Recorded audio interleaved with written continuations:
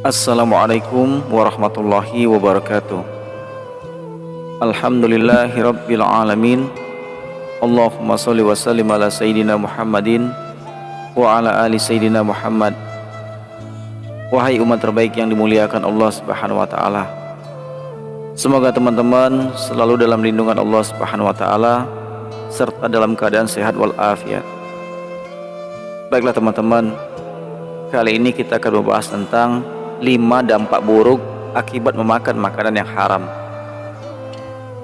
Islam merupakan agama yang sempurna, yang mengatur kehidupan umatnya bahkan dari hal-hal mendasar seperti makan, minum, dan bersuci agar dilakukan dengan cara yang baik.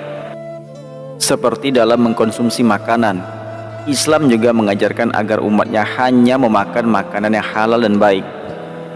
Bukan tanpa alasan, Islam melarang umatnya untuk memakan makanan yang haram.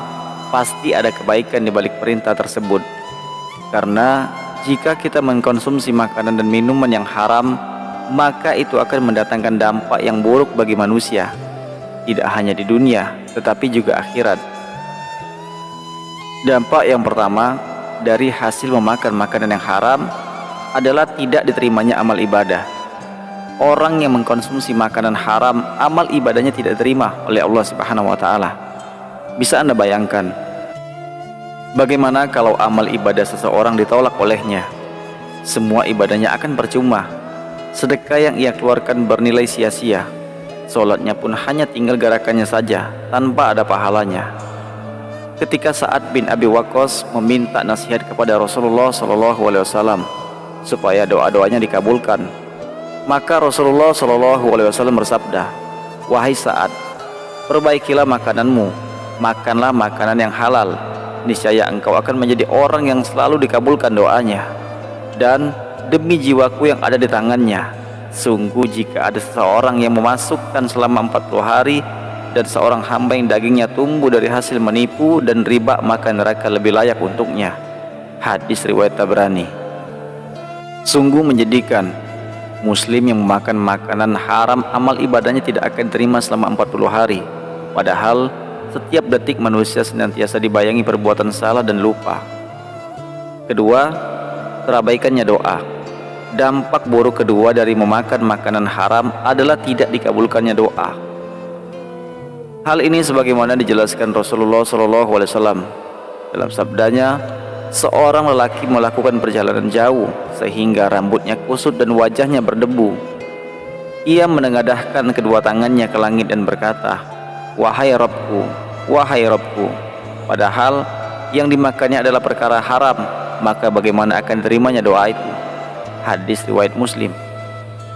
Tidak hanya bagi Muslim yang gemar memakan makanan haram, bagi Muslim yang gemar melakukan maksiat serta meminum minuman haram pun doanya tidak akan dikabulkan oleh Allah Subhanahu wa taala. Hanya amal soleh yang bisa menjadi penyebab terangkatnya dan terimanya doa. Yang ketiga, terkikisnya iman.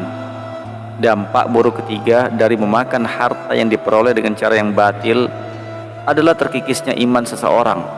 Artinya, semakin sering seorang muslim memakan makanan haram, baik haram zatnya maupun cara memperolehnya, akan semakin cepat pula imannya terkikis.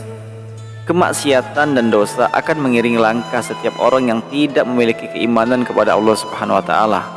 Dan muslim yang tidak mukmin atau tidak lagi memiliki keimanan tidak termasuk golongan yang dimuliakan Allah Subhanahu wa taala, yaitu muslim yang kafah.